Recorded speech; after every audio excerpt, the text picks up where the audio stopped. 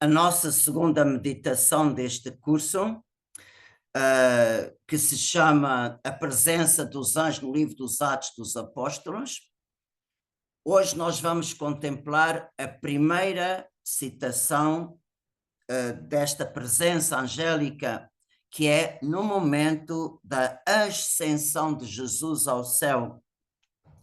E vou começar a nossa meditação pelo livro dos Atos dos Apóstolos, capítulo 1, versículo 9 a 11. Dito isto, elevou-se à vista deles, e uma nuvem subtraiu a seus olhos. E como estavam com os olhos fixados no céu, enquanto ele se afastava, surgiram de repente dois homens vestidos de branco que lhes disseram: "Ó, homens da Galileia, por que estáis assim a olhar para o céu? Esse Jesus que vos foi arrebatado para o céu virá da mesma maneira como agora o vistes partir para o céu." E resumindo um pouco a vida terrena de Nosso Senhor, vemos que foi um anjo, São Gabriel, que no começo anuncia a Nossa Senhora o mistério da encarnação, e Deus, por meio do anjo, solicitou a resposta, o sim incondicional da Santíssima Virgem, e que ela o deu espontaneamente, sem pôr nenhuma restrição. Eis aqui a serva do Senhor, faça-se em mim segundo a vossa palavra. São Gabriel marca o momento da encarnação do Verbo, e agora são dois anjos que no exato momento da ascensão marcam o fim da vida pública de Jesus entre nós. E não nos admiremos disto. Porquê? Porque em todas as fases da vida humana de Jesus entre nós, todas as fases foram marcadas pela presença dos anjos. E nós vimos isto no nosso primeiro curso, Jesus Cristo e os Anjos. Nós temos a presença dos anjos durante a sua vida oculta em Belém, no Egito e em Nazaré. Na sua vida pública, os anjos estão presentes. No princípio, vieram os anjos e serviram-no.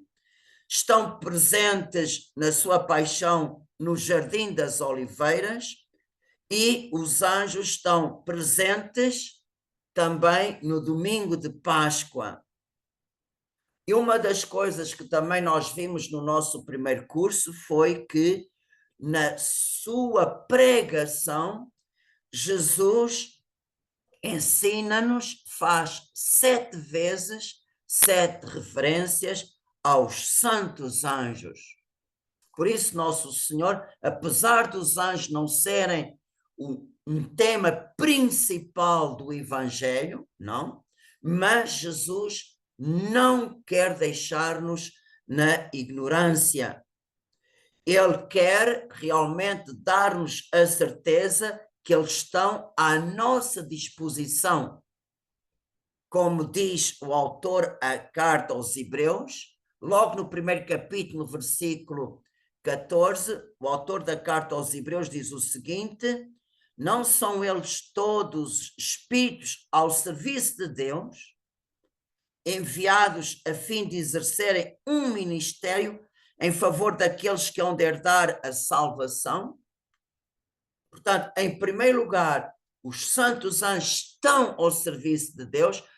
O Senhor os criou para Ele, mas Ele, como nos ama, envia os seus anjos a exercerem um ministério, a exercerem um serviço, para que nós alcancemos a salvação que Jesus nos conquistou pela sua vida, paixão, morte e glorificação. E é interessante que São Lucas, no livro dos Atos dos Apóstolos, começa esta narração referente aos anjos dizendo isto, de repente, enquanto todos estavam com os olhos fixados no céu, de repente surgiram dois homens juntos, vestidos de branco. E é interessante que normalmente nós vemos os anjos representados pelas asas, são figuras aladas. O símbolo das asas do anjo refere-se à sua obediência pronta a cumprir as ordens de Deus em nosso favor. E nós vemos esta representação das asas dos anjos já no Antigo Testamento. Por exemplo, no livro do profeta Isaías, capítulo 6, quando o profeta que estava no templo recebeu o chamamento, ele viu os serafins com 6 asas, mas 2 delas eles usavam para voar, quer dizer, para cumprir as ordens de Deus. E vemos que os anjos que são puros espíritos, não têm nada, na sua natureza não tem nada ligado à matéria, e quando eles se mostram a nós visíveis, é por pura condescendência. Portanto, eles assumem uma certa forma para que os nossos olhos pudessem contemplar. E então, aqui na ascensão, como é que eles aparecem? Como 2 homens vestidos de branco. Nós sabemos perfeitamente que o anjo não é um homem, mas foi a forma. Como também a mesma condescendência nós vemos no livro de Tobias. Como é que São Rafael se apresentou? Como um jovem forasteiro. E durante a viagem de ida e volta, ele se comportava como um homem. Mas quando São Rafael se revela a esta família, nós vemos isto no capítulo 12 do livro de Tobias, vocês vejam as palavras maravilhosas de São Rafael. Eu sou Rafael, um dos 7 anjos que apresentam as orações dos justos e tem lugar diante da majestade do Senhor. Não temais, a paz esteja convosco. Louvai a Deus por toda a eternidade. Quando eu estava convosco, não era por minha própria vontade, mas pela de Deus. E por isso deveis louvá-lo sempre. Todos os dias, na vossa presença, eu nada comia nem bebia na realidade, apenas parecia fazê-lo. Portanto, vejam como os anjos se abaixam ao nosso nível para realmente exercerem junto de nós aquela missão que Deus lhe confiou. E aqui, portanto, a presença de 2 homens, já não é novidade, porque isto também apareceu no livro de Tobias, e eles aparecem vestidos de branco. É outra condescendência. Os anjos na ascensão assumem a mesma forma dos anjos no domingo de Páscoa. Por exemplo, o anjo que removeu o sepulcro, Mateus 28. O anjo que estava dentro do sepulcro, sentado à direita, que falou às mulheres, Marcos 16. Os 2 anjos que falaram a Madalena, João 20. Todos eles aparecem com vestes brancas e resplandecentes. E a primeira reação que os anjos provocaram no domingo de Páscoa foi de temor. Reparem, foi de temor. Mas 40 dias depois, os apóstolos e os discípulos que estavam a presenciar a ascensão de Jesus, eles não se perturbaram. Por quê? Vocês já pensaram qual é a diferença entre a atitude das santas mulheres no domingo de Páscoa e a atitude de todos, e tenho a certeza que as santas mulheres também estiveram na ascensão? Portanto, qual é a diferença? Eu digo-vos, tenho a certeza absoluta, embora eu nunca vi isto escrito em lado nenhum, mas eu tenho a certeza que durante os 40 dias que Jesus esteve com os apóstolos, e João diz que há muitas coisas que Jesus fez e que não estão escritas, e uma das coisas que Jesus deve ter ensinado durante os 40 dias entre a ressurreição e a ascensão foi sobre os santos anjos. De certeza, este tema dos santos anjos, Jesus deve ter falado muito durante estes 40 dias. Por isso, com certeza que o temor que a presença do anjo causava até o domingo de Páscoa desapareceu 40 dias depois. E, portanto, os apóstolos estavam tão familiarizados com os santos anjos que eles não precisavam de nenhuma explicação porque os apóstolos sabiam bem quem eram aqueles dois homens vestidos de branco. Portanto, este detalhe é qualquer coisa de impressionante. Nós podemos perguntar qual foi a mensagem que eles deram no dia da ascensão. Homens da Galileia, porque estáis a olhar para o céu? Esse Jesus que vos foi arrebatado para o céu virá da mesma maneira como agora o vistes partir para o céu.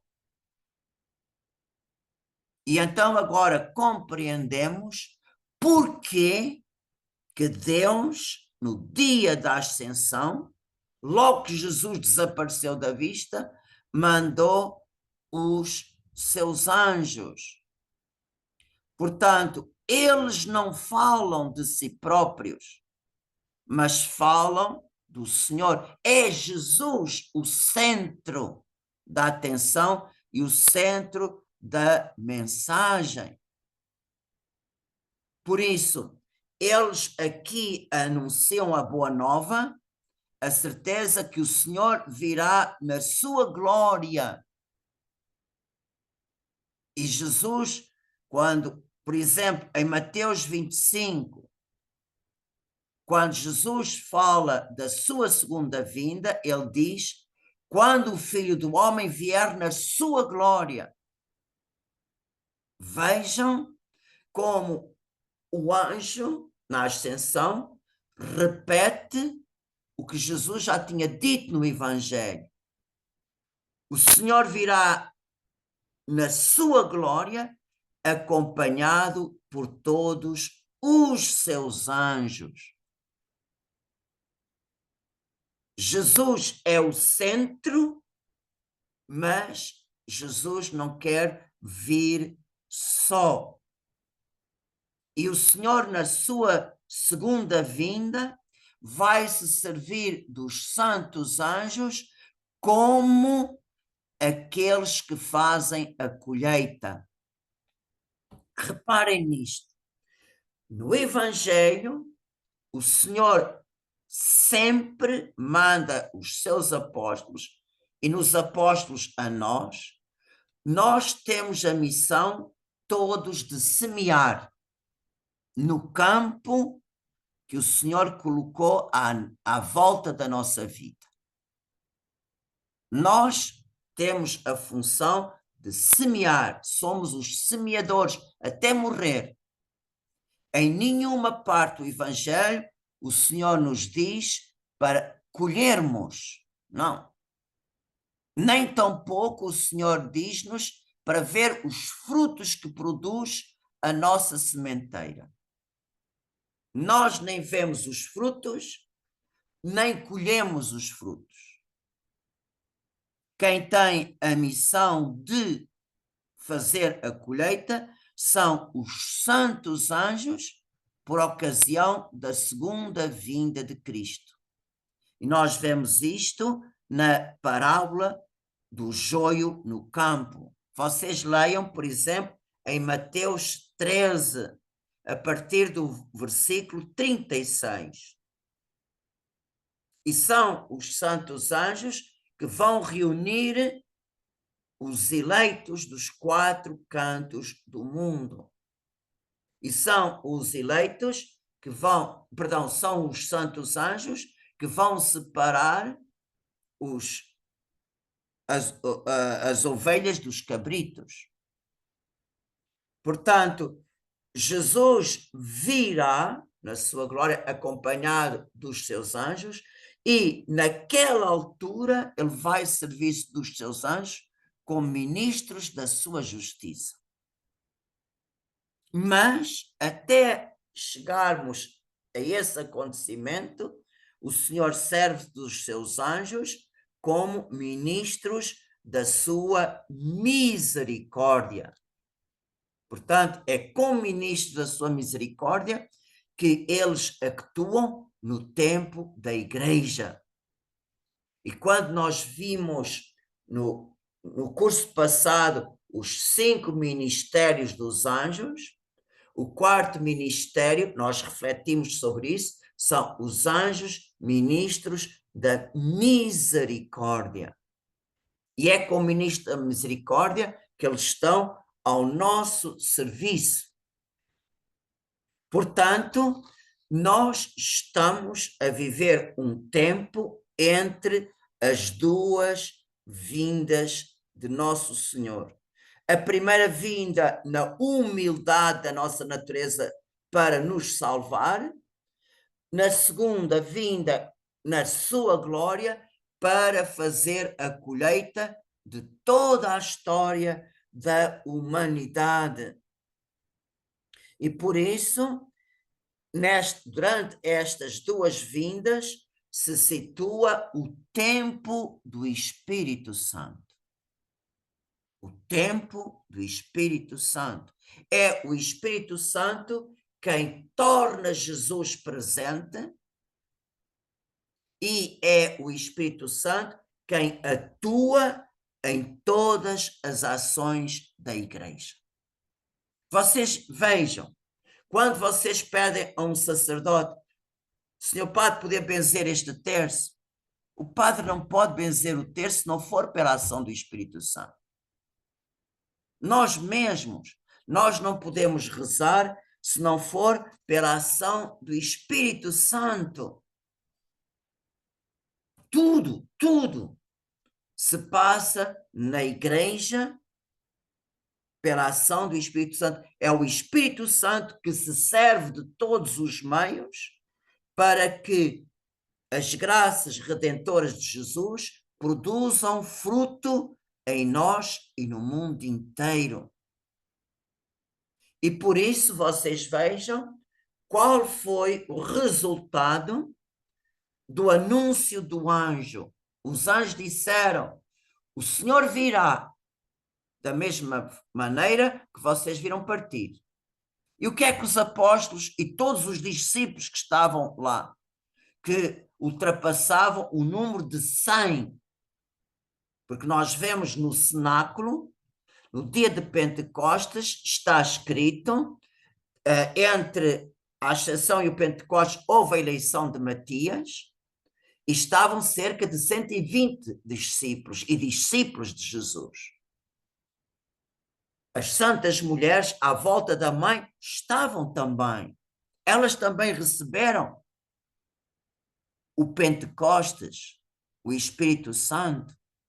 Mas é interessante que a reação de toda aquela gente foi: desceram o Monte das Oliveiras, entraram no cenáculo, na sala de cima onde se encontravam habitualmente, e entregaram-se à oração em companhia da Santíssima Virgem e das Santas Mulheres. Eu posso vos dizer, foi a primeira novena que se fez na história da Igreja. E neste tempo do Espírito Santo, todos participam da única mediação de Jesus Cristo. Quer dizer, a Santíssima Virgem, os santos anjos e os próprios santos. É isto que nos diz o Catecismo da Igreja Católica, no número 970. Eu vou-vos ler esta passagem porque ela é tão rica que eu explicar pelas minhas palavras só empobrece. Portanto, isto são palavras do nosso catecismo. A função maternal de Maria em relação aos homens, de modo algum, ofusca ou diminui esta única mediação de Cristo. Manifesta antes a sua eficácia. Com efeito, todo o influxo salvador da Virgem Santíssima deriva da abundância dos méritos de Cristo. Funda-se na sua mediação e dela depende inteiramente, aurindo aí toda a eficácia. Efetivamente, nenhuma criatura se pode equiparar ao Verbo encarnado e redentor. Mas assim como o sacerdócio de Cristo é participado de diversos modos pelos ministros e pelo povo fiel, e assim como a bondade de Deus, sendo uma só, se difunde variamente, todos os seres criados, assim também a mediação única de Cristo não exclui, antes suscita nas criaturas cooperações diversas que participam dessa fonte única. Portanto, o que o Catecismo fala, citando a Lumen Gentium 60 e Lumen Gentium 62, portanto, isto são palavras do Concílio Vaticano II, e que o Catecismo retoma. Portanto, o que se refere à participação da Santíssima Virgem na única mediação do seu Filho, o mesmo é válida para os santos anjos, como também é válida para os santos, como também é válida para nós. Vocês não se admirem. Quantas vezes Deus se serve de nós para falar a alguém que está ao nosso lado? Quantas vezes Deus se serve de nós para julgar alguém com uma obra ou com uma palavra? Deus se serve de nós e nós somos medianeiros. Nós estamos a participar da única mediação de Nosso Senhor. Deus servir-se de nós não ofusca nada, ele ser o único mediador entre o Pai e nós. Por isso, para chegar ao Pai é por Jesus, mas para chegar a Jesus, vejam, Deus se serve de tudo e de todos como instrumentos, até da criação material. Quantas vezes Deus se serve mesmo dos animais para tocar o nosso coração? Eu vou partilhar convosco uma experiência que eu nunca posso me esquecer na minha vida. Eu já vos mostrei pela câmara do Zoom a minha cadelinha. É um chihuahua miniatura. Ela é muito pequenina. Ela é muito pequenina. E quando eu quero pegar nela, claro que ela olha para mim, ela vê um gigante.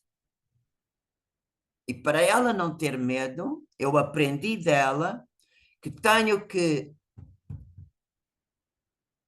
ajoelhar no chão, tenho que pôr a minha cara rente ao chão para ficar ao nível dela. E ela aí vem. E quando eu fiz isto pela primeira vez, eu senti no meu coração estas palavras. Eu também me baixei ao vosso nível e são tão poucos os que vêm ter comigo.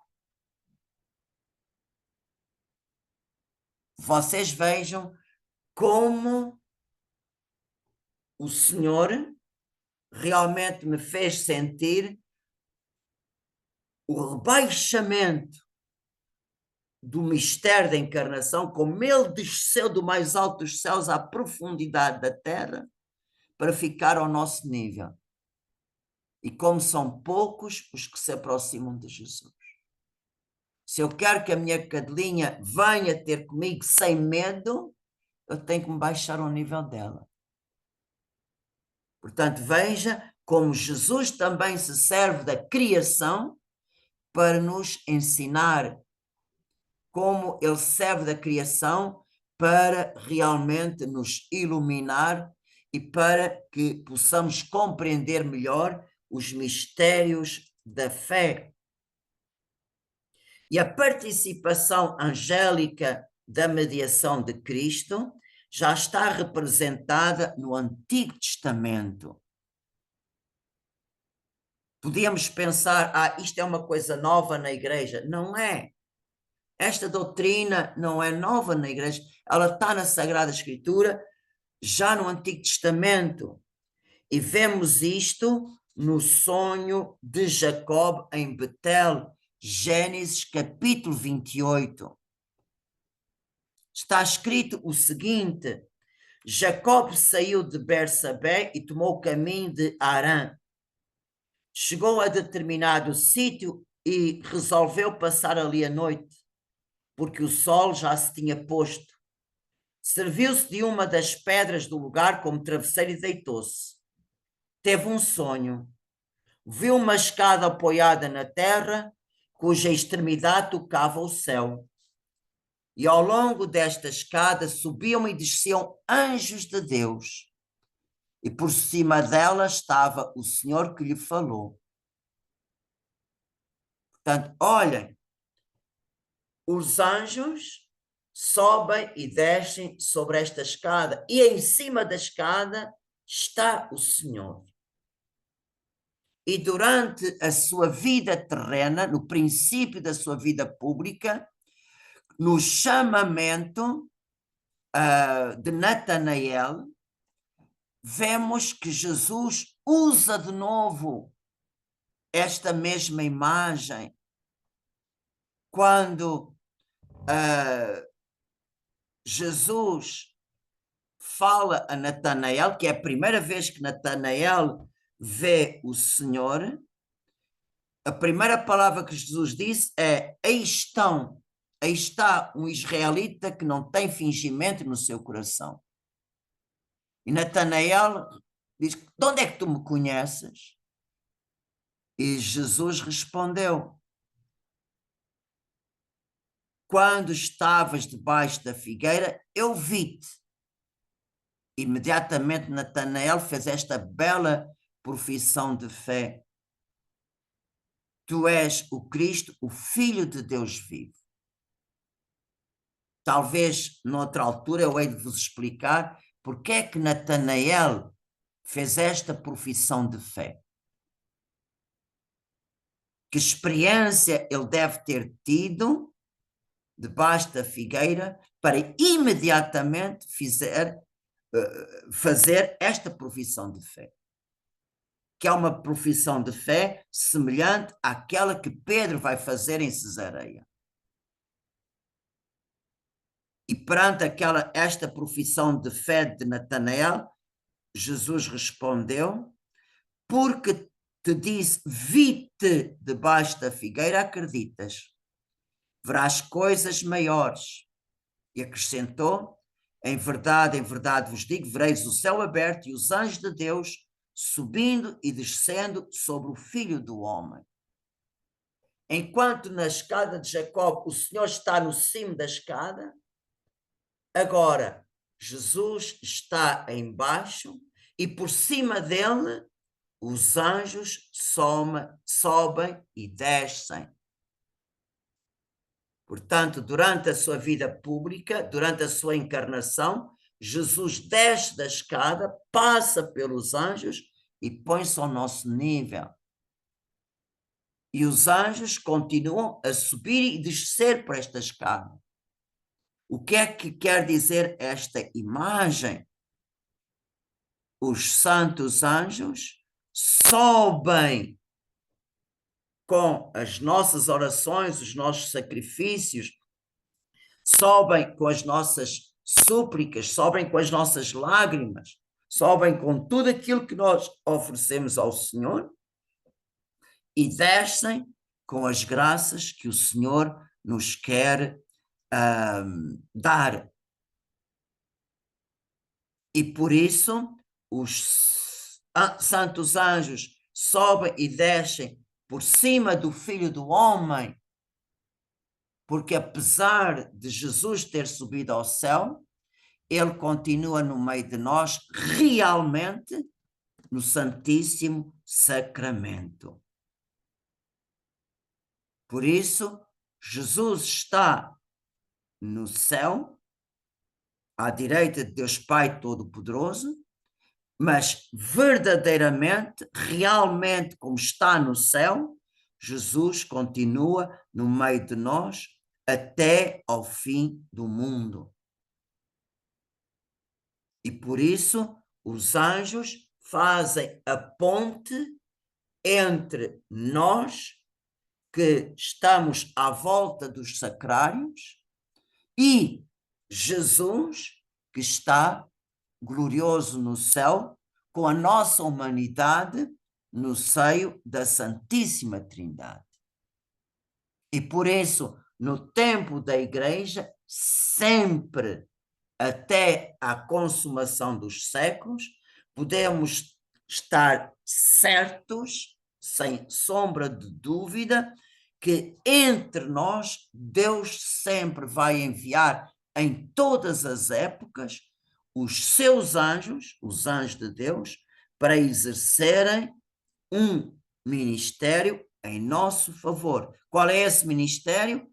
Ajudar-nos a alcançar o céu. E eu vou terminar a nossa meditação com um pensamento que diz o seguinte: porque estáis a olhar para o céu, anjos de Deus, ministros da sua misericórdia, desprendei o nosso olhar do vazio sem sentido e apontai-nos para a vida diária concreta, que tem de ser vivida segundo os desígnios de Deus. Amém.